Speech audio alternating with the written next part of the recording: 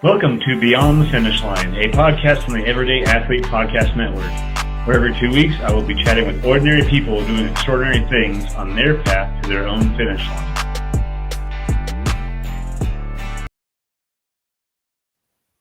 What is up, everybody? Welcome to episode 18 of Beyond the Finish Line, a trail running podcast that dives deep into stories, struggles, triumphs that extends far beyond the trails. I'm your host, Joe Harden. I'm a passionate trail and ultra-distance runner myself. Today, I'm thrilled to bring on Scotty Kummer. Scotty hosts a wildly popular podcast called 10 Junk Miles Podcast, which I'm a huge fan of, even though admittedly I am absolutely shit at the trivia questions. For me and for many others, I think TJM transcends just being a podcast. It's very clear listening to the episodes and being a part of their Facebook groups and all that. It's become there's this huge community that surrounds the show, and just being a member of the nation is something that people are really fired up to be.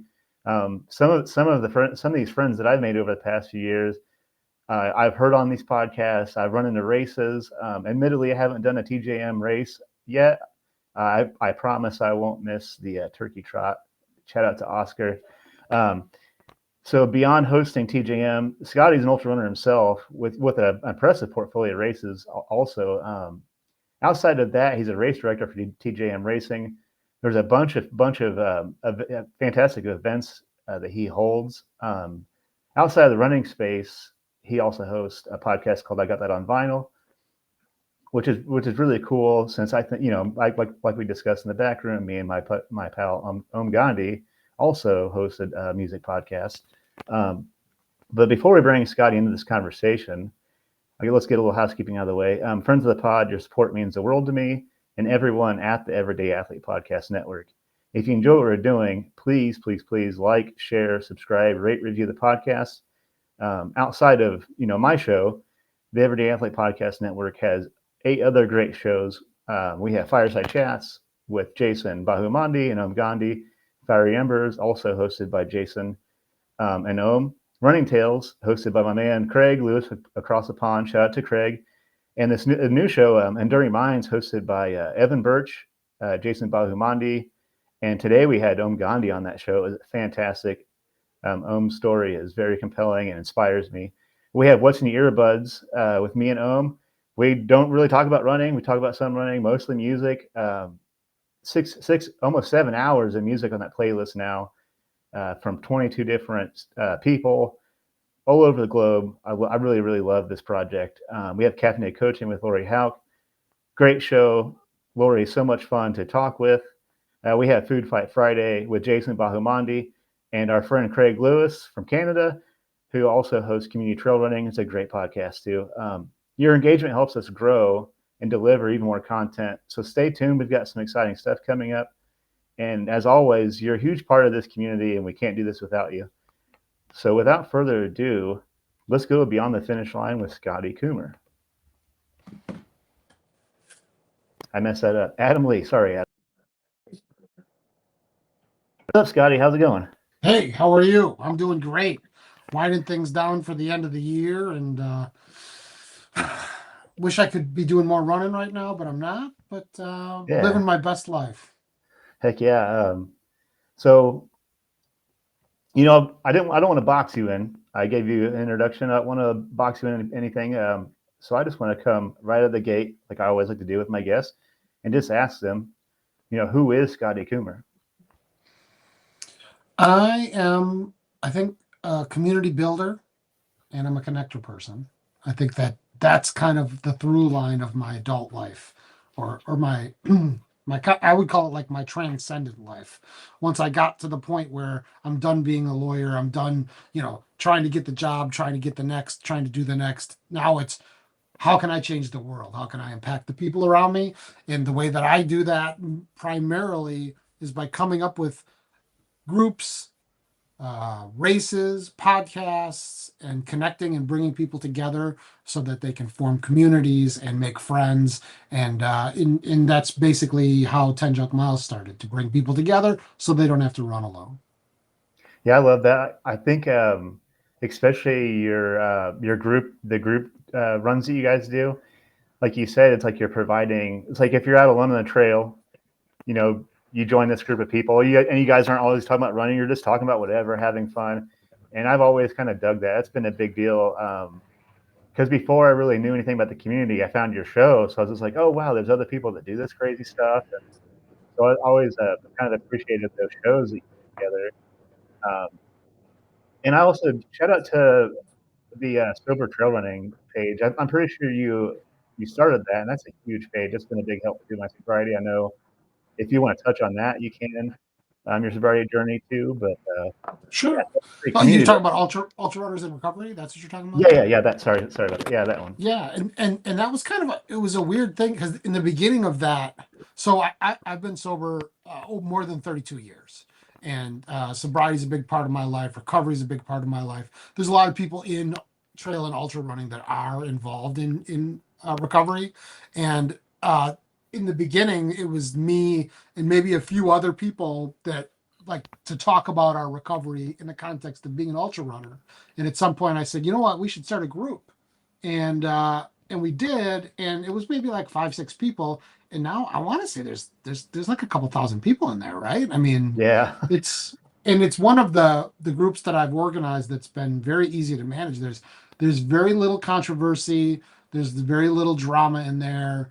It's just a lot of people supporting each other and talking about their lives, and it's not a 12-step group. It's not a specific to anything. There's people in there that don't go to meetings. There's people in there that still use marijuana. There's people in there that, have all different kinds of backgrounds. But the whole through line is these are people that want to not drink or want to recover from alcohol and talk about their trail running in the context of that. And that group it's really, and the best part about it is you wouldn't know that I have anything to do with that group if you joined it tomorrow, because I'm not in charge. You mean I'm an administrator and I was the founder, but I'm not really running that thing. I'm just letting it run itself.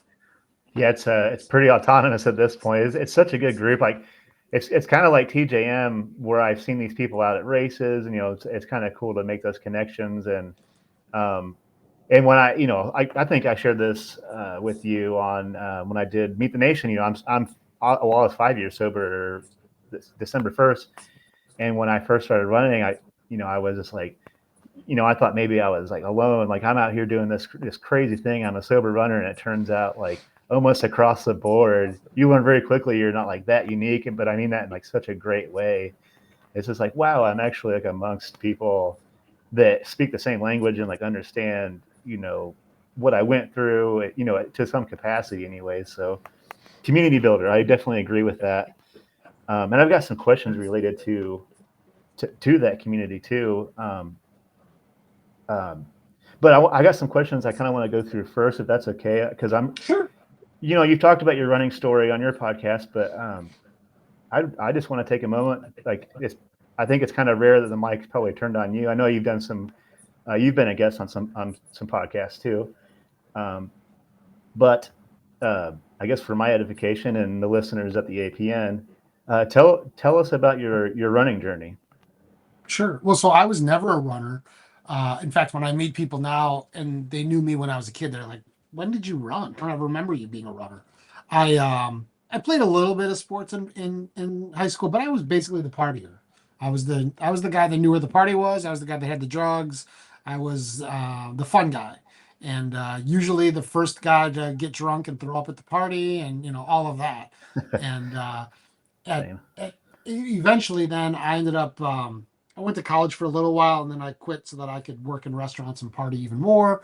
And at some point I kind of looked around and said, this isn't really going well and it's not really going anywhere good. So I decided that I would try life without alcohol. And when I did that, I really figured out that I was an addict and needed help. So in my recovery journey, I end up going to law school. I get a job in a law firm, and at that law firm is a guy who's about a 244 marathoner, and Wow. he was like a mentor to me, and at one point encouraged us all to run. Let's all run. And the other people in the firm were kind of lukewarm on running, but we came up with this idea because we all liked going to Las Vegas. We all liked gambling. We represented some casinos. So we said, let's go to Vegas and we'll do the Vegas half marathon. And then the guy who's the fast marathoner, he was going to do the marathon. So we started quote unquote training, which wasn't really too thorough, and we had fun runs, which I thought were not very fun. I was still a 2 pack a day smoker at that time, and we trained up for this half marathon. We went to Vegas. We were all ready to do the half marathon, and then the senior guy at the law firm, he it dawned on him that we're in Vegas, we're partying, and we're gonna have to get up at 4 a.m., 3 a.m. to take a bus out to the middle of the desert. Because now, mind you, this was back when the marathon in Vegas was not cool. It was you ran from Jean, Nevada, back to the airport. You never got anywhere near the strip. No one even knew there was a marathon going on. Just desert. So he's like, well, we can get up at 3 a.m. and take a school bus to the middle of nowhere and then jog all day. Or we could just keep partying, gambling, have fun, sleep in, have a brunch, maybe play tennis. And I really wanted to go run this half marathon, and this mentor of mine was going to be really disappointed, but I got pressured into blowing off the half marathon. And eventually, so I was going to get $200 to run the half marathon. He's going to give me $200 as like a reward. He ended up giving me $300 to not run the marathon. And as a young lawyer, when you tell your boss, he's just like, Scotty, I don't understand. You could get up at 3 a.m. and get $200 to run a half marathon, or you can sleep in and get $300. Like, I'm starting to question your judgment if you're thinking about still running this marathon. So I got bullied into not running, but I had done some training, and the bug had bitten me, and that's kind of what led me down the road of I want to do some running. I did in Chicago, we have what's called CARA, it's the Chicago Area Runners Association. I did their circuit races, their 5Ks, their 10Ks, their half marathons. And back in the day here in Chicago, there was like Thursday night races. It was a race every weekend. So I started doing all these short runs, and I was going to do my first marathon. So leading up to it, I did my first half marathon in Chicago, did my first marathon. And in that crowd of people with that aluminum blanket on, I smoked my Marlboros and blew my smoke up, and everybody looked at me like I was the worst person in the world. I had no idea how inappropriate that was. But worked my way up to running marathons, and then eventually I did quit smoking and ran more and more marathons. Started to run a couple marathons a year, 3 marathons, 4 marathons. People thought that was crazy back then. Nobody ran more than 1 or 2 marathons. And then we learned that there were ultra marathons, and there was a 50K. So I went at the peak of my marathoning, I did the lakefront 50K, and then I got up the next morning and I ran the Shamrock Shuffle, and everybody thought I was super badass because I could do a 50K and then an 8K the next morning, which seems silly now when you look back on it. But then that led to eventually I couldn't get faster at the marathon, so I wanted to break 4 hours. That was my big goal. Couldn't do it, kept screwing up. And then, you're like, I'm training for, 4 months, and then I'm just suck, and I'm not getting any better. I'm not getting any faster. Why am I doing this? And then at some point, I kind of gave up. And then I found this book by a guy named Mishka Shubale, who had run a 50-mile race to get sober and to get his life back together. He was like a rock star. So I decided, you know what, maybe I could run 50 miles. So I looked at Runner's World, like, are there training plans for this? I found a training plan. I started training. I looked up, I got all, because this is the kind of person I am. I got all the ultra running books. I joined all the Facebook groups. I went on the websites. I run far, It's like I'm going all in. I'm going to learn everything. And I found the local ultra running group, and I went to my first fat ass event, like, where it's like informal, let's all go run. And what they would do is in Chicago here, they would go out to the Illinois Prairie Path, and they would run this like 4-mile loop back and forth in Warrenville, and they would do it all night long. They would call it a TGIF. They do it on Friday night. And they'd run till the sun came up. That was their goal. So I went out there and I started running with them, and then in the middle of it, these 2 girls came out of the woods with this pizza, and they said, "Don't be scared. We're runners too. We just want to give you some pizza." And so they gave me this like hot piece of pizza, and I ran back eating this piece of pizza, and then they were all like drinking beer in the gazebo, and and everyone was just like hanging out and having fun. And I thought, these are my people. This is what I want to do. And that's why I fell in love with ultra running.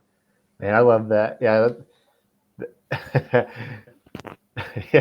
Yeah. So yeah, Ohm from the back room said there's something what we just want to give you some pizza. Two strangers in the woods. Yeah, that'd probably only happen in ultra, right? We're just two people just emerge from the woods. You're just like, yeah, shit, I'll eat this pizza. I mean, I I'm love that. I'm I'm a 250-pound guy on a good day, and we got two very attractive women coming out of the woods with pizza for me in the middle of the night. I've had dreams about that. I mean, that is something. If you want to get somebody in a sport, that's how you do it. Hooked after that. Agreed. Yeah. Hey, that's awesome. So, I think that's funny that you mentioned that. Like, you just went all in. You had to like learn everything and sign in for everything because that kind of speaks to maybe the nature of just like how most ultra runners behave. Right? It's like and we just want to like maybe I mean I don't want to generalize everybody, but every ultra runner that I've spent time with, it's they ran this like 50K or 50 miler, and the next thing you know, they're just like they're consuming everything trail running, and that's certainly like kind of how I've done it. Once I discover something, I just dive right in, and trail running's done that for me.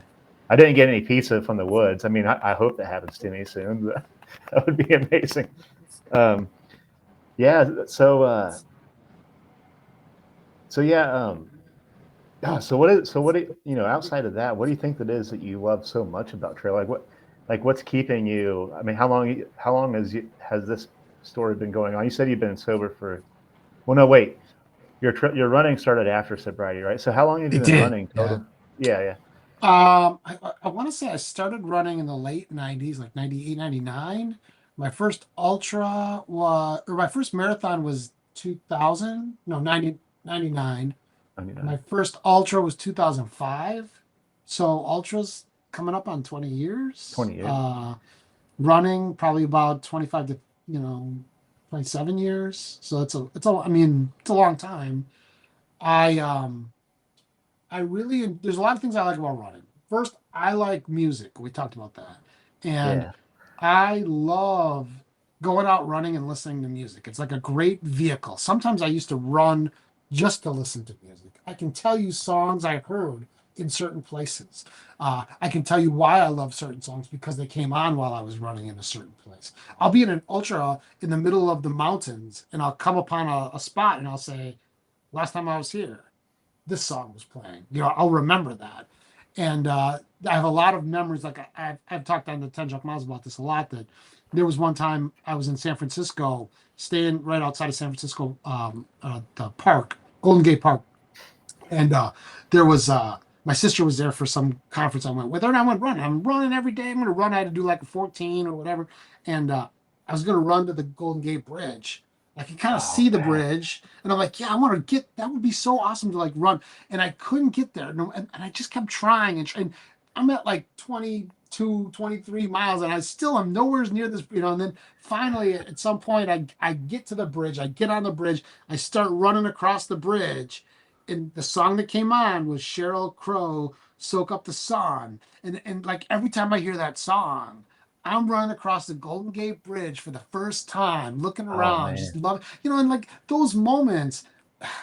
And this is because I'm an addict, right? And because I'm an alcoholic, and I have a lot of skeletons in my closet.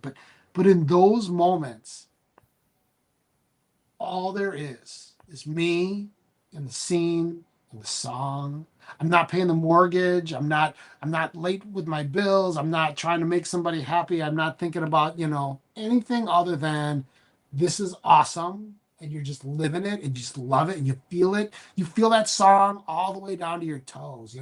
And Oh and man. that's one of the things I love about running is that music and running can do that to me together. The other part, there's three parts. The other part of it is that as a person that struggles with alcohol and addiction and things like that, it's a time when I can turn my brain off. Even if I'm not listening to music or having a great race or whatever the case may be, it's I'm very present and I'm very attracted to things where all I can think about is that thing, that there's relief in that because, I mean, like even me today, think about it, I have, 4 different podcasts. I got a law firm, I got a wife, I got a dog, I got bills to pay, I got all this stuff going on, race directing. But when I'm running, it's just that's all I'm doing is running, and that's great.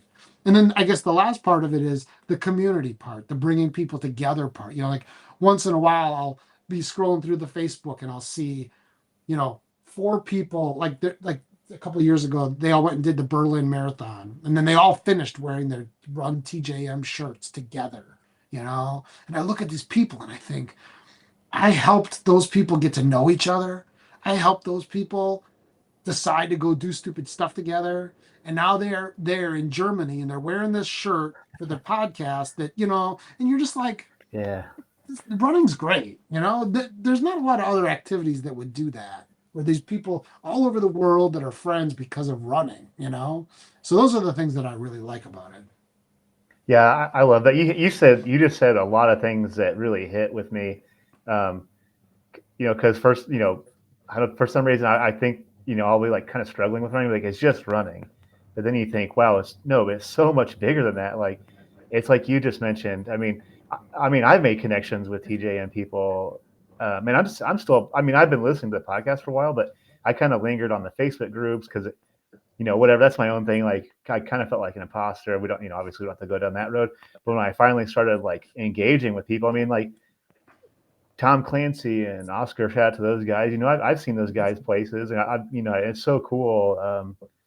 Yeah, it's so much bigger than just running, and it's something else that you said that really struck me because, and I guess I'll share this with my music moment with you too. So I was training for my first 100K, and I was on a training run, my normal route. I run this cool little 6 mile trail, and I was like really, really struggling. And this song came on by Brent Cobb called Black Creek. And I'm not like a big country guy, but it was just I just let Spotify do its thing. And it's like the first time that like you said, you felt music down your toes. Like I just had that moment. I just stopped and I just kind of like soaked everything in. And I was just like, I think I'm gonna be able to finish this race. I just had like that moment where it's like, it's gonna be okay. Like if I don't, then whatever, who gives a shit? But yeah, so every time I run that trail and go up that climb on that trail, I remember having that like moment where it's like, all right, it's gonna be okay. Like it doesn't, when finish or not, it doesn't matter. And something else you said that I really, really agree with is it forces you to be present because that's been like a big deal. Um, someone who also struggles. I'm in recovery forever. I mean, that's kind of a thing that we all agree on for the most part. Um, in trail running, I'm always kind of like looking for the next thing. What's next? Next guest, next article. Chasing a promotion or what bills are due. Kind of like you said, and like running just kind of it forces you to be like right where you are. And so you said a lot of things that really, really resonated.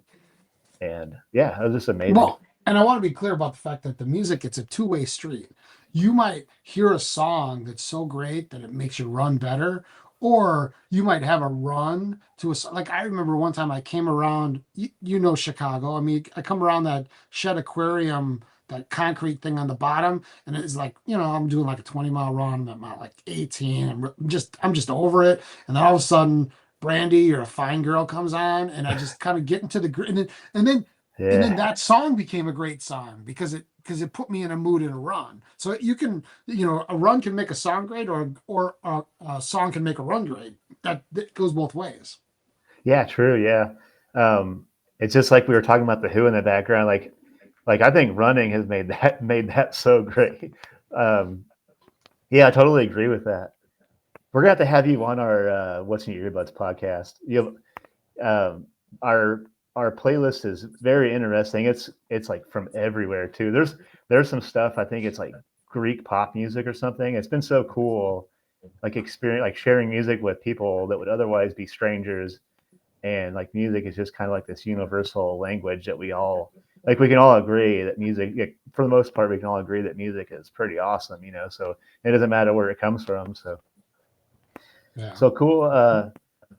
Thank you for sharing that with us, your running journey. Hey, so you sent me a picture of you at the IT 100. So, what do you think about the IT 100? Did you run one of the muddy years? I keep hearing about the muddy years. I'm so glad I didn't get to experience that. I ran in the with the old course in a very muddy year back when it was in the spring and not the fall. And I ran in shoe sucking deep, the kind of mud that you can't stand on because you start to slide off the trail, slide to the side. It was it was colossal. It was just terrible. And that's why that picture I'm just covered in mud. And it's funny, at the end of that race, I took a bag and I put my shoes, my shorts, which had my wedding ring in it, and my shirt all in a bag to take to the car, and somehow or another it got thrown away. And so Oh that's no! like the story of how I lost a bunch of really good running gear too. But yeah, that I ran that in the super mud. Yeah, that I think I had. I mean, I was like fresh off that DNF, and then I think you had sent me that picture after, and I was just like, all right, you saw. It was just like a picture, which I mean, no one's seeing it. It's what I used for the promo card. I was like, that was a picture of like you have been through some stuff.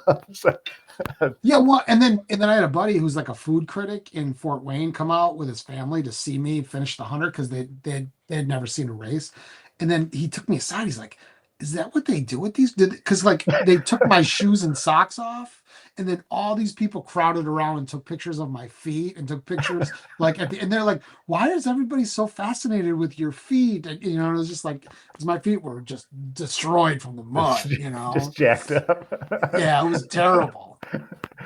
Yeah, probably not the best like PR for like anyone on the outside. Like, should I actually do this? Probably not. Yeah, it didn't. It wouldn't have made anybody. Although that picture is pretty awesome. It is pretty So awesome. Yeah, I won't lie. I was just like, all right, that's a pretty legit picture. So thanks for sending me that. I'm a podcast host, obviously, right? That's why we're here. I have a lot of questions about being a podcast host. I'm still new. I look up to TJM. I like, I would say you're probably one of the first podcasts that ever captured like, hey, we're going to talk to like everybody. Um, you know, people that you run into at run. I mean, your gang show is just your friends. Like, I just think it's so cool. Um, I love the Meet the Nation. It's obviously it's got to be one of the first of its kind. I don't think anybody else does that. So all that to say, I look at the TJM.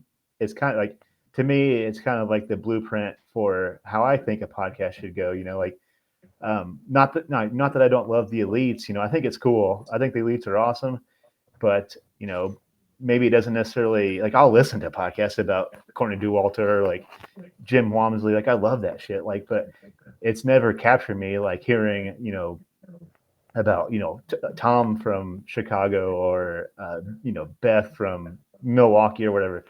So but we've also had those elites on too. yeah, I mean, you've had Camille on. You've had We've had Sage Kennedy, we've had Ellie yeah, Greenwood and Trayson. I mean, Gene we Carnazes, and yeah, yeah, and Trace. we have lots of famous people too. But I think that what I like to do is I like to talk to the famous people about things that are relatable to the everyday runner. Like again, I Yeah, want to bring it back to the I don't have Camille on and say, let's talk about, how many gels you ate and what kind of shoes you wore, your workout plan and your cross training. It's more of just like, what's it like to be you? And let's talk about your life and who are you and why are you that way rather than what have you just done? And I think that was it grew out of a discontent that I had. And you got to understand, 10 years ago, there was Talk Ultra, there was Marathon Talk in the UK, and there was Trail Runner Nation yeah, and Ultra Runner Podcast. That's it. And all of those shows had kind of the same formula. It was just like, have a guy on, you just won the blank. How did you train for the blank? Walk me through your race. Okay, fine. That's it. Come back next week. Like it was the same show. And I loved it. I loved I listened to every single Ultra Runner podcast, every single Trail Runner Nation. I yeah, loved it. But I thought there could be more. I thought there could be something different in that gang show format. Nobody was doing that. And that's kind of like a through line too through my life is when I say, what would be awesome? I don't care what everybody else is doing, but what would be awesome? And what would be awesome is if we could get that conversation that we have at mile 48 of a long run with your friends where you're all just talking about stupid stuff or somebody's a little bit drunk or whatever. If we could get that, put it in a bottle, put it in a podcast so you could listen to it.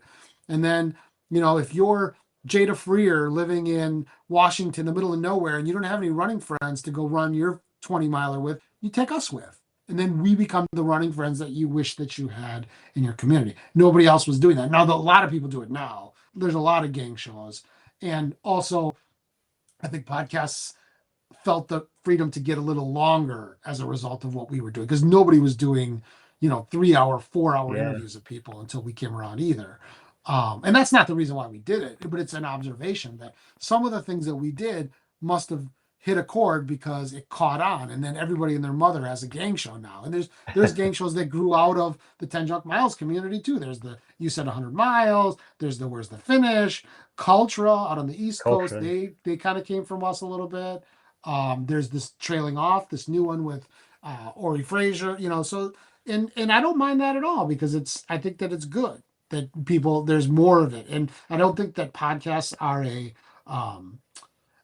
fungible good. I think that like if you like a new podcast, like if I like this new podcast that you're talking about with the what's in your earbuds, I'm not saying, well, I'm going to delete these other three. I'm just adding it too.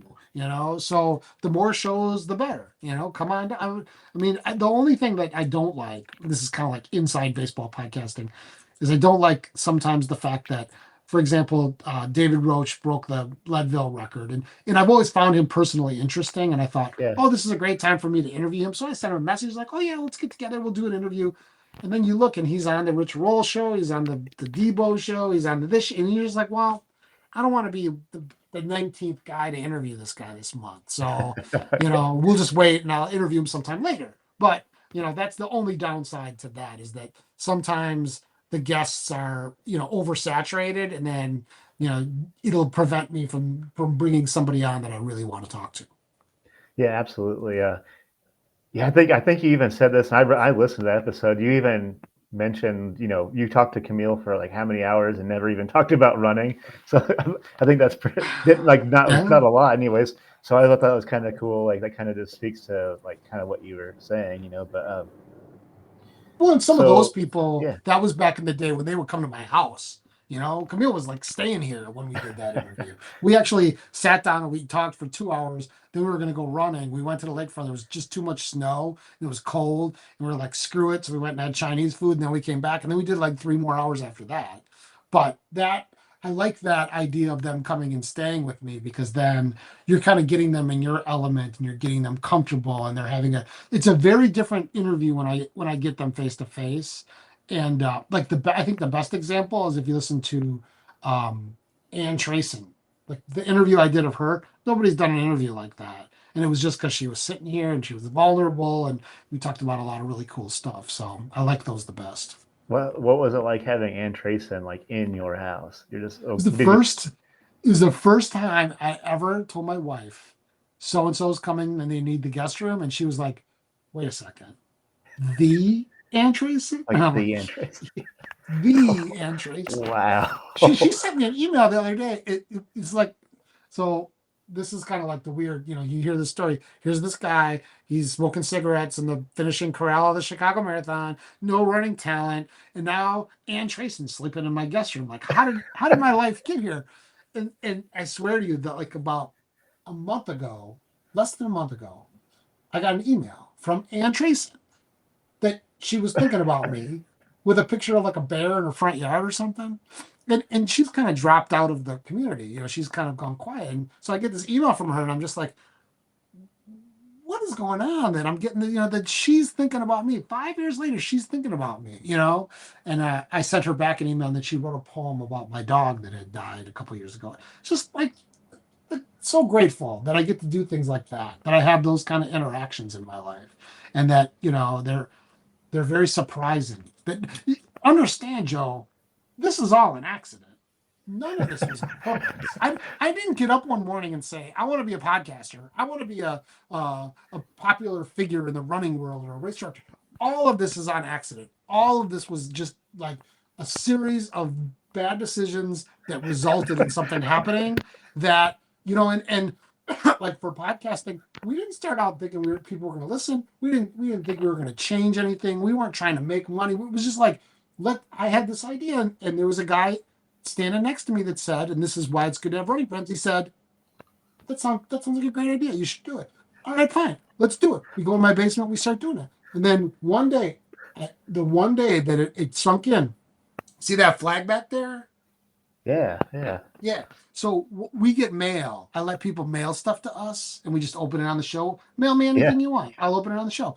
Someone sent that flag, and they flew the flag in combat for Wow. us. And there's a certificate to 10 junk miles because it mattered to them so much that they flew a flag in combat. And man, and we're all like crying. It was like the end of the show, and we just forgot about that package. I'm like, oh, what's in that thing? We open it up. And then we're just like, we got to keep doing this. This matters to people. And we never thought it would matter to anyone. That never even thought about that. But, and you have to think about that as a podcaster too, or anybody that's creating anything or doing anything, is that even if, and podcasters always, I know I'm on a rant now. I should tone it down a little bit. But I know there's some podcasters out there that they're like, well, we only have like 40 listeners, or we only have like 50 listeners. And I always just say, that's 50 people that are taking an hour out of their day to listen to what you have to say. If 50 people showed up at Joe Harden's house and you like, if there's a knock on the door, you open the door, there's 50 people in the front yard and they're like, talk to me for an hour. That would be overwhelming. Yeah, that'd be huge, right? It's not a small thing. So, think about that. If you want to create something or do something or, like, just remember, it could change the world, and it's all on accident.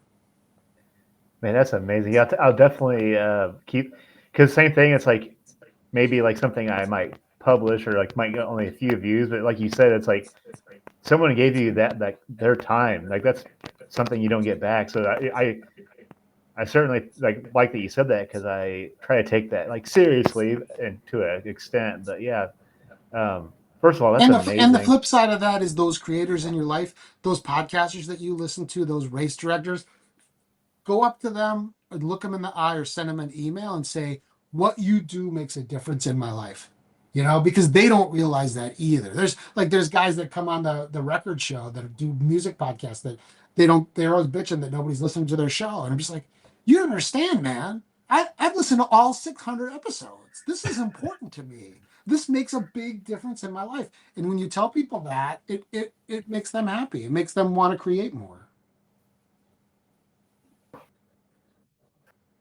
So basically, you kind of answer what it come to be. Like, so, like, when was a day you're just like, all right, like, that's it. Like, I'm gonna get a microphone, and it was just that like happen chance conversation you had on the run with some guy on, like, that is absolutely mind blowing to me right now.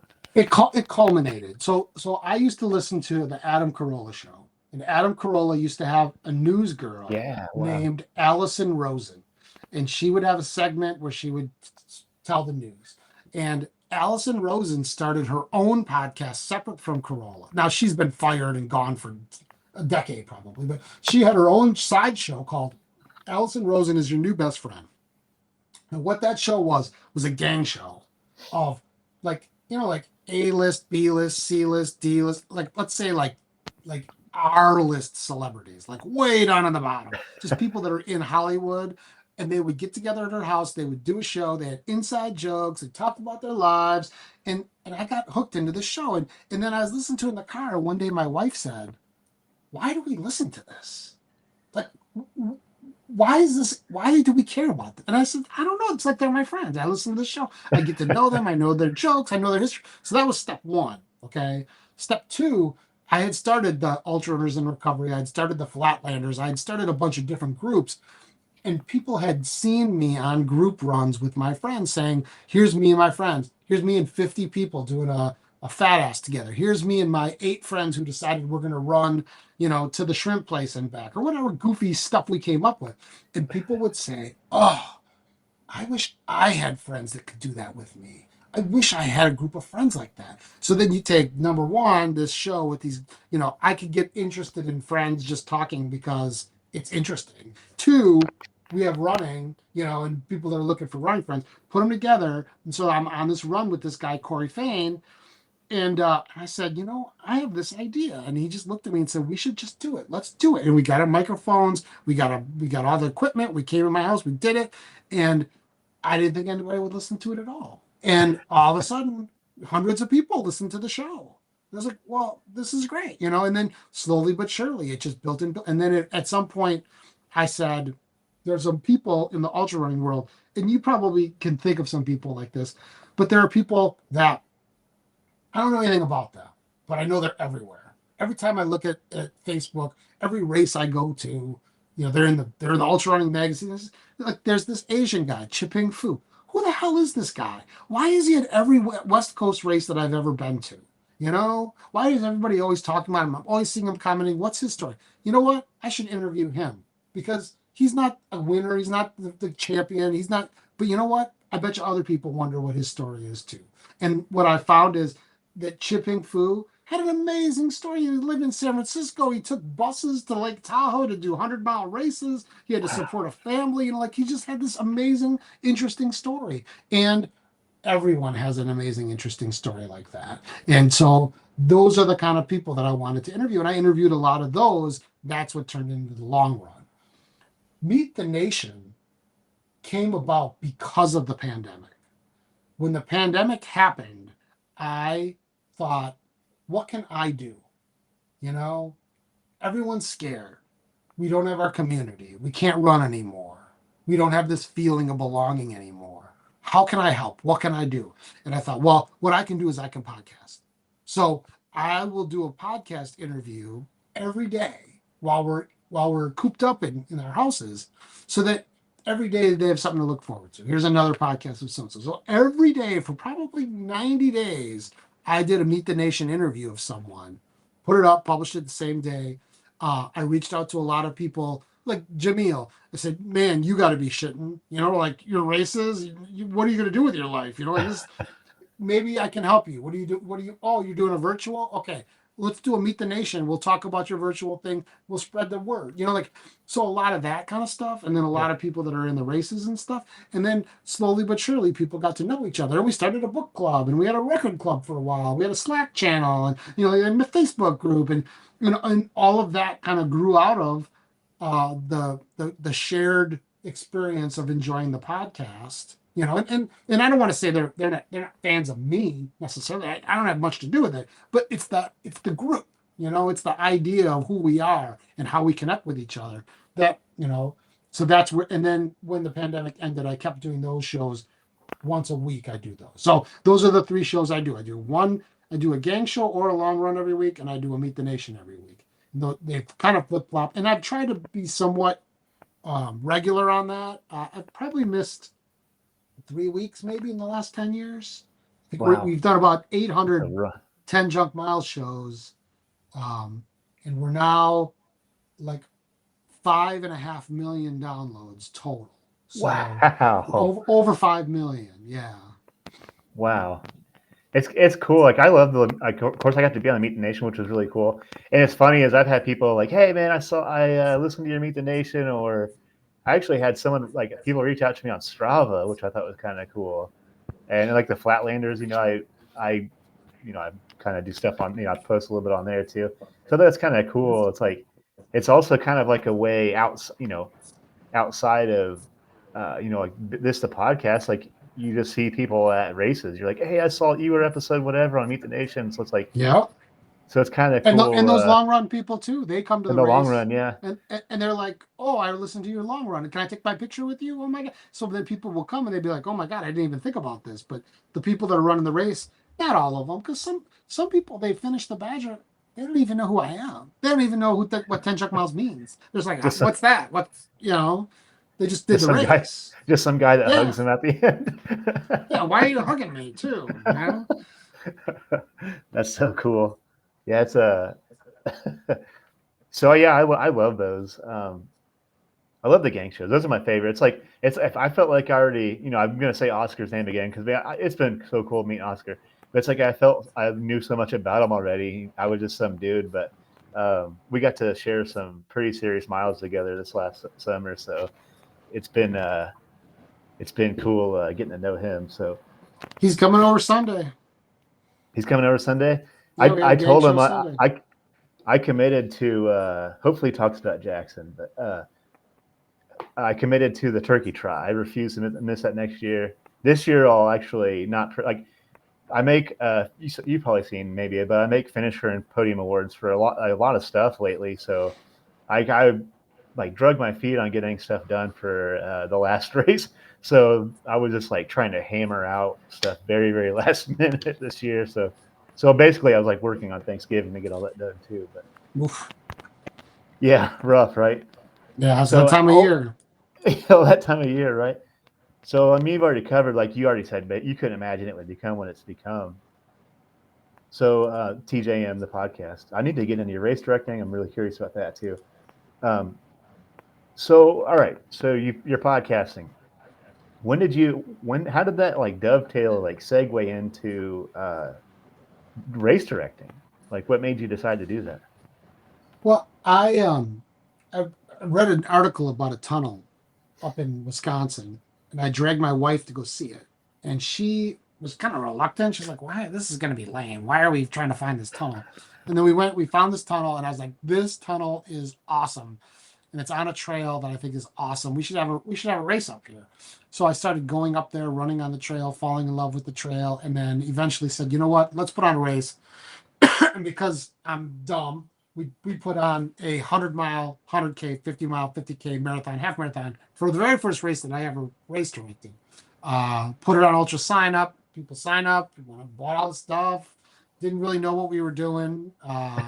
Kind of made it up as we went. And again, my business model is what would be awesome. What I wanted to race. Now, I understand I have the benefit of not having to make my mortgage payment from race directing. You know, if we break even, it's not the end of the world. If we make money, that's great. If we lose money, I may be getting a little bit of trouble. But, you know, at the end of the day, I'm not sweating it over am I going to make money. I'm more wanting it to be awesome. So everything we did, we said, well, would be awesome. You know, finish I line love that. beer. Let's have beer at the finish. Let's not have drink coupons. Let's just put a keg at the finish. Let everybody drink as much as they want. Let's let the townspeople drink, the families, the crew people. Let's just put beer at the finish. We'll get good beer. Let's get New Glarus, Spotted Cow, kegs. Great, you know.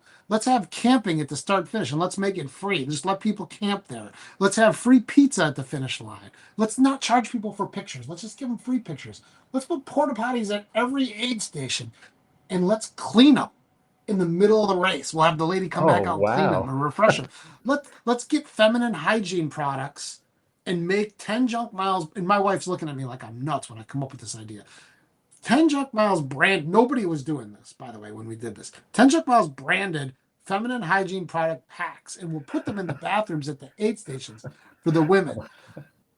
That would be awesome, you know. So That is pretty we awesome. just that's how we just did everything that we did, and it just turned out really well. And then we said, well, let's do another race, and then let's add another. You know, now we have three races. We have that August, the big race, the 100-mile all the way down to half marathon. In the Memorial Day weekend, we have a 50-mile, 50K half marathon, same place, not the same trail, but it's the same place. And then in the fall, we have the last dot standing, which is a last person standing 24-hour and 48-hour race. And I think that's enough. I think that's enough for I might someday add a marathon up there, going the Oh, other direction on the trail. I've really wanted to do that for a while because it's a pretty trail that nobody goes to. But over that period of time now I have a second community that I call home, and we go up there. We know where I got a Christmas card from the police just today from the Belleville police. You know, like we that's go up there and we do good things for their community. We donate money to the trail. We donate money to the Shop with a Cop program. But more importantly, people buy groceries and people get gas and people, you know, invest in those communities the weekend while they're up there. And the whole town says we can't wait for the ultra runners to come because it's going to be a great weekend for all of us. And that really helps. It really helps that community. And it's a place that's really near and dear to my heart, and I call it home now too. But that's again. I just wanted to see a tunnel. And then the next thing you know, I'm like the unofficial mayor of Belleville, it the key to just the happens. key to the city. I mean, I love that. So it's like you kind of have like this recurring theme. It's like kind of happened by accident too. It's like, so, and you're just, I mean, it's like the same with the podcast. You're just like, we should do something that's awesome, right? So like, It's you know what, Joe? It's the same with all of life. All of life is like this. And if if you're stuck in your own head and bitching about your situation, you don't see the opportunities you have to do something teeny tiny and to change someone's life for the better. And I don't yeah, care if it's catching the t-shirt at the basketball game and giving it to the little kid, or holding the door open for somebody, or you see someone that's struggling and you're trying to help them or be nice to some. But every moment, you have a moment where you can do something really, really little and it can help someone a lot. And if you get in the habit of doing that, at some point you feel it, and I mean, when people ask me, and it sounds hokey, but I say it all the time, I want to change the world. That's what I'm working on, changing the world, changing the world around me for the better. And all you have to do is want to do it and try a little bit, and you can do that. yeah. Well, that doesn't sound hokey at all, and I love that. Yeah, it's just a little like it's just the little things, right? That kind of that you don't think I'm making a big impact, but it's like you said, you go back to Ann Tracy and you had like this one-on-one conversation with her, and maybe that must have meant something. That one-on-one conversation must have meant something to her, because what you said, all these years later she emails thinking about you. So that makes Well, perfect sense. or like, let's say that I'd send the email to you. Like, let's say one of your fans sends you an email tomorrow, and they say, "Joe, I just want you to know I listen to every show you do. It makes a big difference in my life. You matter to me. Thanks for doing what you do. I really appreciate." That's going to change the trajectory of your day. Oh, That's a absolutely, yeah. great day for you. It's like you matter, and what you're doing matters. And telling people that is, tell it to your friend, tell it to the mailman or whoever it is. But every day you have a chance to do that. And if you can, just nail it. Oh, I love that. Yeah.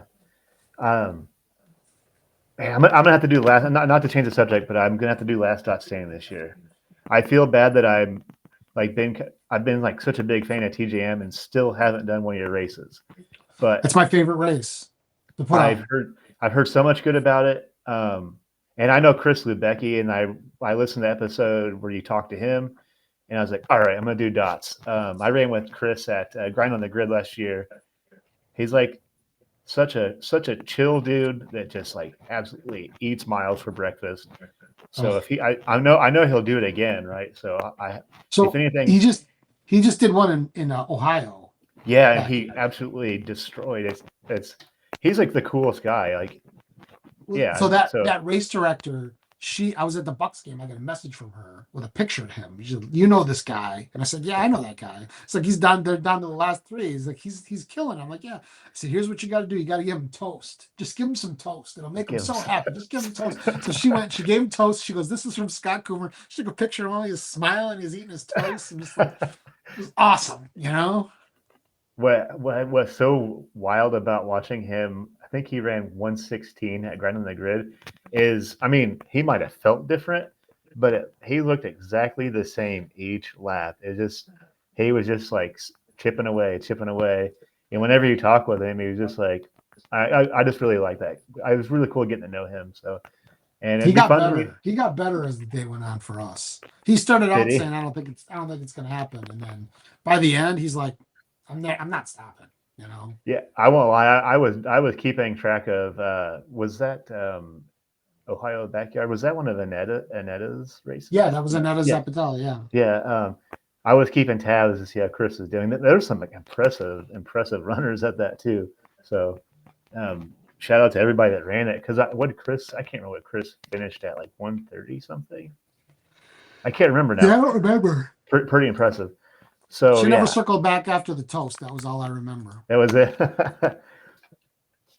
So all right. So God, I don't know what I was going to go with that. So I have some questions about race directing. Sure. What is something I get to spend some time with race directors. I've been kind of, I mean, I'm sure every ultra runner and podcaster thinks they should direct a race.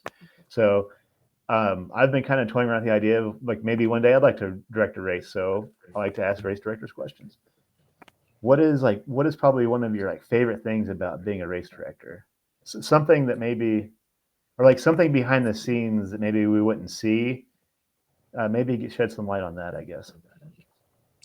Well, I mean, the obvious thing that I love the most about being a race director is the finish line experience, and Mm-hmm. that a lot of those people, and I mean, and that's just because of the kind of race director I am. There are race directors that don't go to their finish line. There's race directors that don't want to congratulate people or hug them against their will, like I tend to. But the so standing there, and then let's say that you've been a 10 Chuck Miles fan forever, and then you came and did the race, and then like some of those people at the finish line, they kind of look at you a little teary eyed, and they're just like, you know what?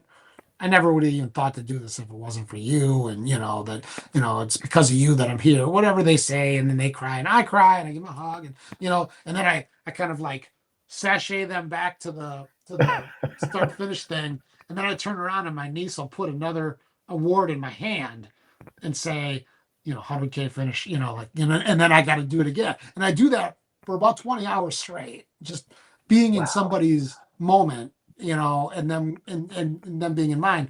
But the thing that I love, the thing that I really love is like, let's say Arun, he comes to the finish line. He's got his shirt off. It's the Badger. He's just covered in sweat. He's this big sweaty dude who's just finishing. And I go in for the hug, and he doesn't want the hug. He like kind of moves away. Like, who's this guy? Why is he? I don't want this guy hugging me. This is. And then when I hug him, I can feel him kind of tense up. Like this is wrong. And then they just let go because they really did need the hug and they didn't know it, and they just kind of collapse. And you're just like that. Like you turned him. You made him into a hugger in That's the that moment. moment. Those are the best. Those are the That's the best absolute moments. best. Yeah. Oh man, I love that. So yeah, something else I'm curious about is obviously there's a ton of stuff that goes into those races outside of the actual day of. So what's I guess what I'm curious about, what's something like an aspect of race directing that maybe most people wouldn't know. Like I just sign up for them, right? I show up, I see the course is marked, the aid stations are up. What's something like behind the scenes that maybe most people wouldn't realize that you have to like do or like prepare for the race or like go through or outside of just the actual day of? It's a lot more like being a project manager than anything else. There's a lot of moving parts. There's a lot of things to remember. There's a lot of waking up in the middle of the night wondering if you did it or not, especially the more you do it. Like the first time I went and got insurance for each race, that was a big deal, and it was hard, it was complicated. Now, I do all three races together. Like January, I get back from Christmas and it's like, okay, it's time to race direct. And then I'll go and I got to do all my insurance. I got to get all my porta potties. I got to get all my um, dumpsters. I got to get my permits. I got to talk to all my different agencies. I sent out a communication to the sheriff, to the police, to the fire, to all the different towns that are on the trail, plus the DNR. This is my plan. These are my dates. Does anybody have an issue with that? And then it's okay. Now I got to start getting my permits. Got to get my paperwork in. Got to order my stuff. You got to order those bags for the people. You got to get the awards. You got to get the hat, the swag, the stickers. Do we have enough shirts? Do we got to add more things to our store, like our merchandise store? Yeah. You're getting the people that are signing up, you got their sock size. You got to get your socks. You got to get the sponsor, because we give a lot of swag. Now, I don't know if you know about this, Yeah. but like if you sign up for the Sugar Badger, you get like a very nice kind of like drawstring bag, a pair of socks, a buff, a patch, usually like another gift of some kind, plus a really nice shirt. It's like everybody gets the swag and they're like, wow, I can't believe you give everybody all this swag. But that's, we have to start ordering that. We have to design it. We have to decide, are we changing the design this year? Are we sticking with the same metal? We got to get the metals made. We got to get the buckles ordered. Sometimes there's like a long lead time on that kind of stuff. And everything's kind of coming in. And then we have to like take it up to the shed. Cause now remember, my race is in a different town. So Oh yeah, yeah. I have to take all that stuff up to the other side of, up to Wisconsin and put it in a storage shed. And then we have to work on stuff while we're up there, organize all those aid stations. Each aid station has like 5 or 6 bins, plus, they have a speaker, they have a tent, they have tarps, they have a garbage can. Like, and you have to get all that organized together for each aid station so you can stage that all so that hopefully when race day comes, things are ready to roll. You got to pick up your groceries, you got to send out your aid station stuff, and then packet pickup is coming. And it starts maybe March, it gets kind of intense. And then when the last dot standing ends, it's kind of like all the air is let out and everything is Big weight everything off is your good in my shoulder. world. But it's a lot of driving back and forth to my storage locker. It's a lot of working in the locker, a lot of buying equipment, fixing equipment, doing inventory, figuring out what we need, going to the store, supplementing this stuff, communicating with your all of your aid station captains, getting them on board, finding out what their plan is. Do they need you to get some food? There's just and all of this stuff overlaps with each other, and all of it has to be done for every race all year long. And I would say that probably from February 1 till the last dot standing ends is just it's emails, it's calls, it's making the race book, it's checking the ultra sign up, it's worrying about am I going to have enough money, booking the buses to drive the people to places. There's just an endless supply of things to do, and it's just and a lot of really just waking up in the middle of the night and being scared, like, oh my god, who's doing the drop bags? Did we talk about that? And then you figure out that you got it. But that happens all the time. Oh wow. That sounds like, well, it sounds like kind of amazing, but also pretty terrifying at the same time. I swear to God, so by the time race weekend comes, my wife, who's really good at all this stuff, she'll say, "You need to let the volunteers work today because you worked all year. And you need to just be." I'm just like hugs and PR at that point. Don't she? Because like if I and I, it's interesting. I will have put up this interview with Sherpa John, who he has like 15 races. And we talked about the whole idea that like I carry these boxes with 6 gallons of water, and each gallon of water is 7 pounds. So 7 times 6, that's 42 pounds per box. And I take it all from the grocery store to the trailer, from the trailer to the shed, from the shed to the trailer, from the trailer to the aid station. So 42 times 6 or 7 times times 3 races a year times hundreds and hundreds of boxes of this water. Like it all adds up over time, and it screws up your back. And now Sherpa John, his back is permanently screwed up from all of the physical labor that we have to do.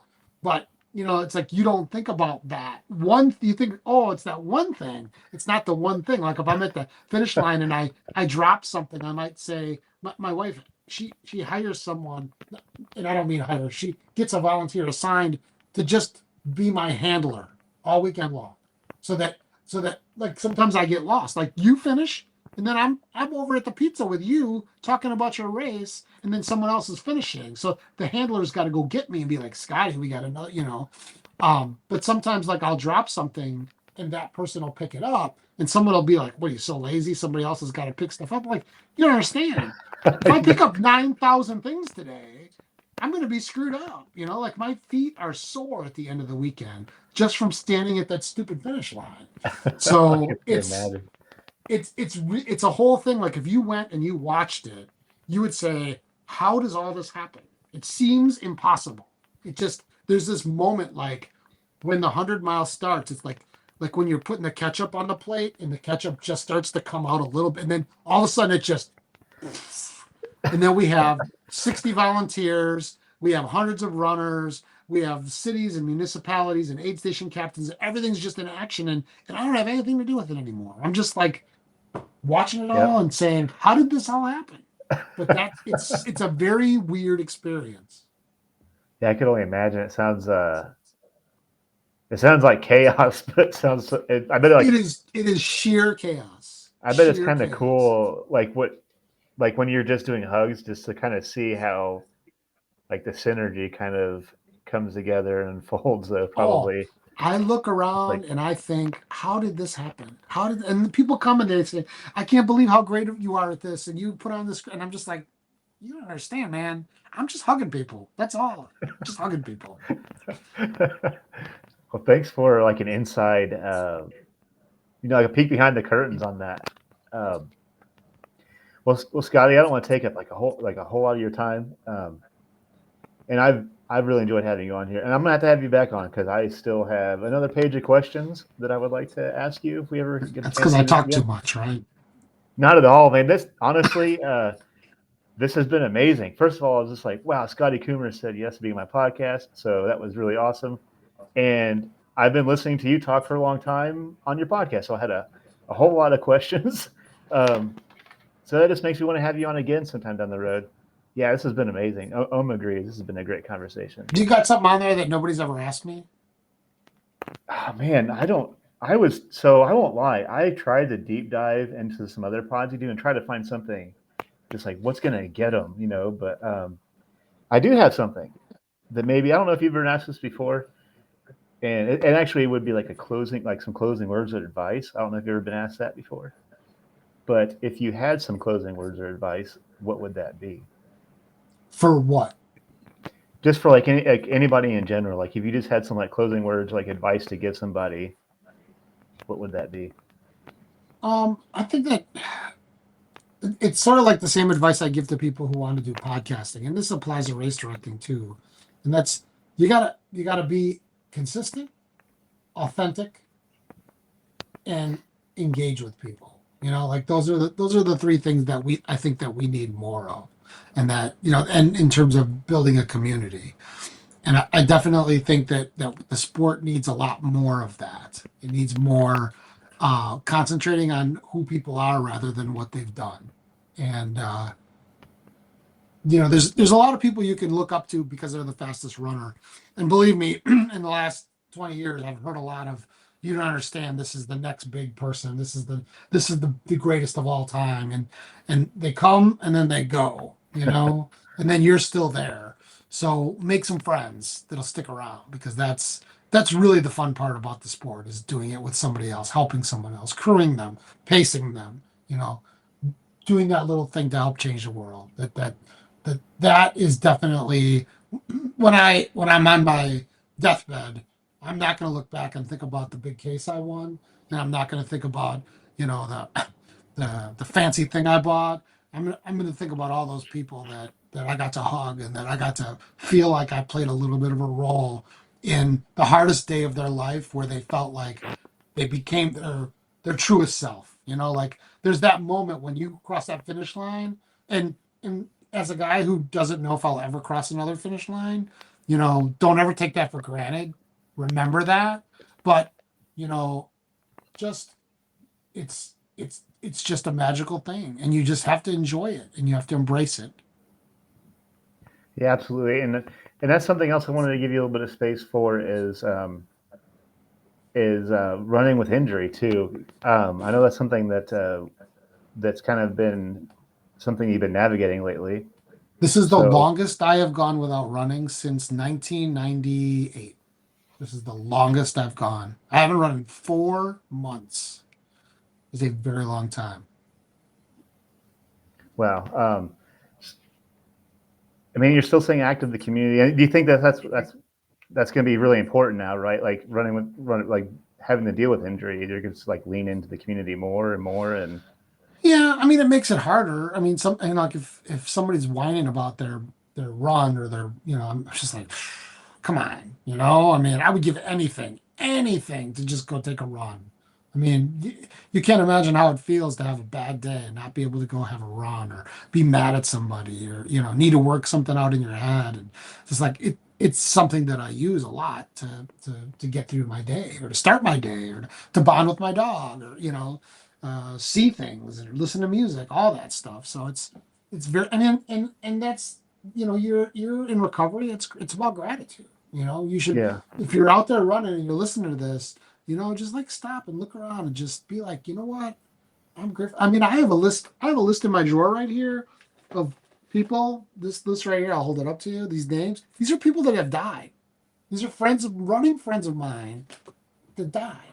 Like my buddy from the turkey trot, or like people from our community. And be grateful, because there's a lot of people that would give anything to be able to do what we're doing right now. And that's an important trait to have. It's knowing that you're living somebody else's dream. and you just touched on something that's been like big, like I'm sure you agree with that. Do you go through like ebbs and flows in your recovery? Like you kind of like, I'm not saying I'm like worried about relapsing, but I kind of catch myself like kind of having that like stinky thoughts and just like, I kind of like have a low and a high, but it's like, so that's been like my new, I love that you say gratitude because that's been like my key word for like 3 weeks because I was like complaining, like I had a DNF and the blah, blah, all these things that don't actually define like who I am at all as a person. And the same thing, I was just like, what are you complaining about? Like, and I recently I would had love like to that. go have a DNF. I'd Yeah, love to go right. have So, one. and what you said speaks to that. It's like I bet someone wish they could have the opportunity to have the DNF. Like, be grateful that you're here. Like, have gratitude that you showed up at a starting line. So that's also been something I've really been having to like practice. Like, I mean, 5 years in, I'm not relapse proof or anything, so I'm still God working. no. Yeah, God right. no. I mean, one day, like we say, one day at a time. So I've been having But like that's also really why I go to meetings, Like I still go to meetings. I used to go to meetings to talk about my problems. I used to go to meetings to get advice. I used to go to meetings to help other people. Now I go to meetings. What I say is, good stuff is happening in my life, and I'm still not drinking. Or I go to meetings and I say, terrible stuff is happening in my life. And there was a girl very early in my recovery. I remember her mom, her sister, and her best friend all died in the same like month, maybe.